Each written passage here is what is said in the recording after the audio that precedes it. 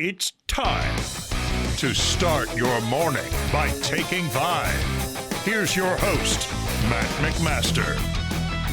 You're listening to Take 5, a quick 5-minute take on the biggest things happening in Nebraska sports. I'm your host, Matt McMaster, and today we are talking about the college basketball transfer portal. A lot of things are shaking. A lot of things are moving. Hundreds and hundreds of college basketball athletes are in the portal. Nebraska basketball and Creighton basketball both in need of some key pieces with some key losses. In Nebraska's case, they've basically lost the entire roster. In Creighton's case, they've lost one of the greatest players of all time in Ryan Kalkbrenner, and a very, very important piece in Stephen Ashworth, and an incredibly important piece in Jemiah Neal. And so both teams definitely going to have to dip into the portal to put themselves in the best position for next season. So a very important time for both teams. We'll start somewhere else in the country, though, then we'll loop back around to two guys these teams are targeting. Yesterday, the former Drake head coach, Ben McCollum, got introduced as the new Iowa head coach. It was an incredible 43-minute press conference. First 10 minutes was his introduction. The next 33 minutes was him talking.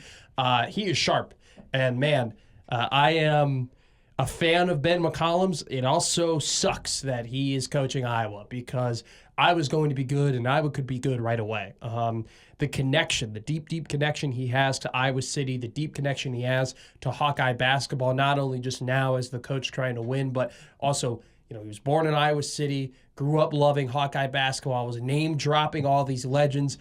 He is not only just the type of basketball coach that is immediately going to make them good in the Big Ten, but he is going to inject a ton of energy in Iowa City. And I'm afraid that Hawkeye Carver Arena is going to be a really, really tough place to play for any team in the Big Ten now that Ben McCollum is there. But there are a lot of transfers, current Iowa Hawkeyes that are in the transfer portal. He talked yesterday that he's going to contact them. He's hoping to keep them, but former Hawkeyes or current Hawkeyes now that are in the portal aren't interested in schools here in Nebraska. The top one, in my opinion, Owen Freeman. He's top 10 in most transfer portal rankings at this point.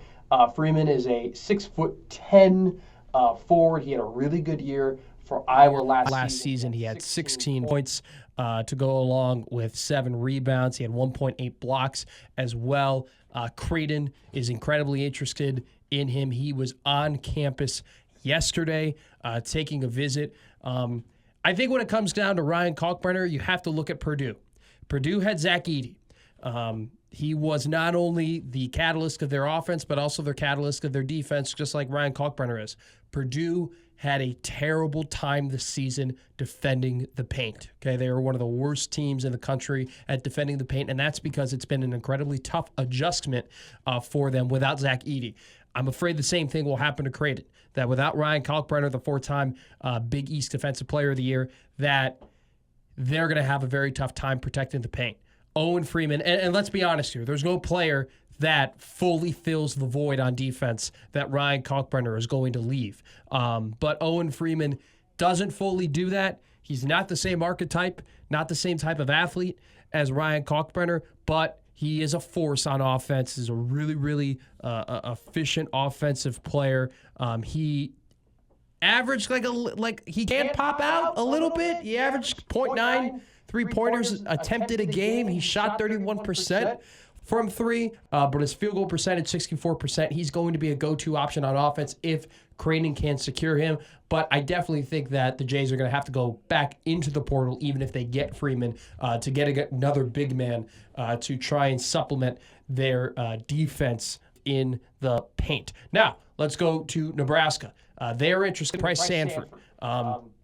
You might be familiar with Peyton Sanford, who absolutely torched the Huskers a couple of times this season. This is Bryce Sanford. He averaged 8.8 points last season with 3 rebounds, 0.3 assists. 40% from 3 was Bryce Sanford. Now, he only played 22 minutes a game. Definitely has to work on the defense, but it just in terms of spreading the floor, Bryce would be really, really good. on this Nebraska basketball team. You pair him up with Connor Sejan and Rink Mast, who can spread the floor also as a 5. You add a point guard within there. You're definitely going to have to, like I said, we'll see how Fred Hoiberg constructs the roster. You got to get a defensive wing. You got to get some bigger bodies. But if they were able to add Sanford, I think it would be a massive deal, because I think the biggest problem last year with Nebraska was they weren't able to run their offense the way they wanted to because of spacing.